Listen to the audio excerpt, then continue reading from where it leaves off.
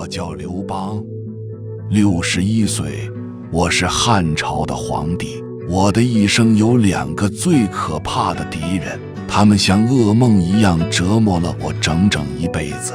一个叫项羽，另一个是韩信。秦帝国灭亡以后，平民小弟刘邦开创了又一个大一统国家立国号。汉是中国历史上第一个由平民创立的帝国。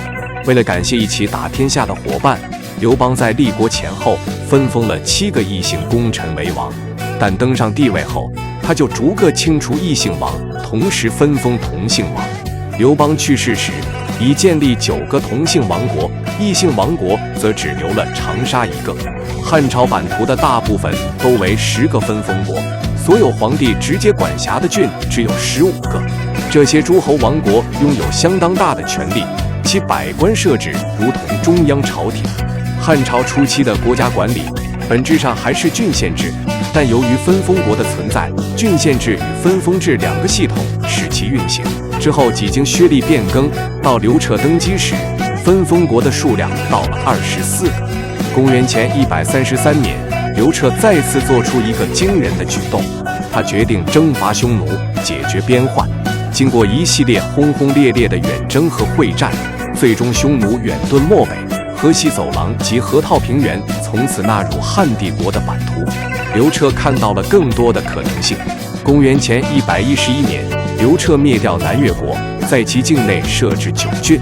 不久后，刘彻又将闽越纳入统治体系。公元前109年，随着滇国降汉，聚集了100多个部落势力的西南夷全部归入汉朝。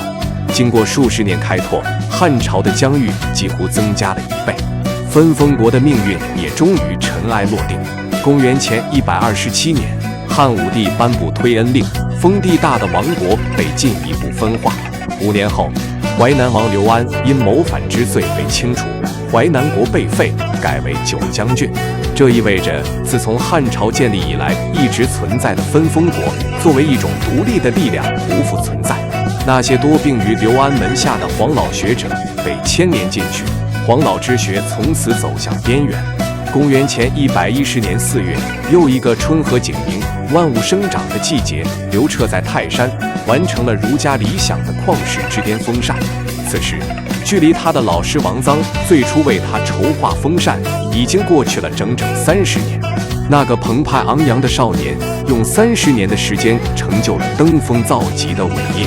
春秋战国以来，历代学者与政治家一直在探索治国的思想和方法。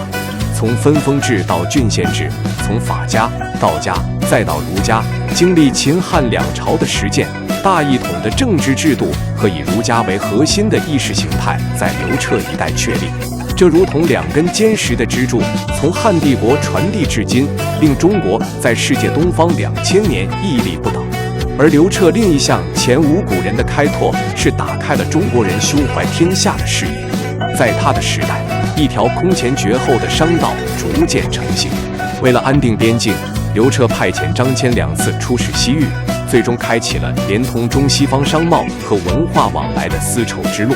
络绎不绝的骆驼队伍从此在这条长达数千里的通道上不断往返，绵延1000年，留下了汉帝国开放包容的气度，以及与世界交流的长久热望。岁月悠悠，10多年转瞬即逝。公元前91年，这部当时名为《太史公记》的著作终于完成了。后人从司马迁的笔下了解中国远古历史的细节和国家形成的过程，并把《太史公记》改名为《史记》。公元前87年，刘彻驾崩，时人看重他开疆拓土的功业，把孝武作为他的谥号。而他真正的功绩，或许是那些鲜为人知的深谋远虑和苦心积虑，那些他与历史和现实碰撞后为国家留下的精神遗产，一切将留给山河岁月去证明与评说。刘彻的时代结束了，他留在了司马迁的史书里。在这部50多万字的巨著中，中国一词共出现了131次，其中72次是代指自夏商周以来直至秦汉的国家政权。到司马迁所身处的汉帝国，《史记》所言中国的概念，更是涵盖了汉帝国所管理的各个民族，地区。此后，中国就是一个大系统、多民族的政权概念，更是一个文化概念，直至今天。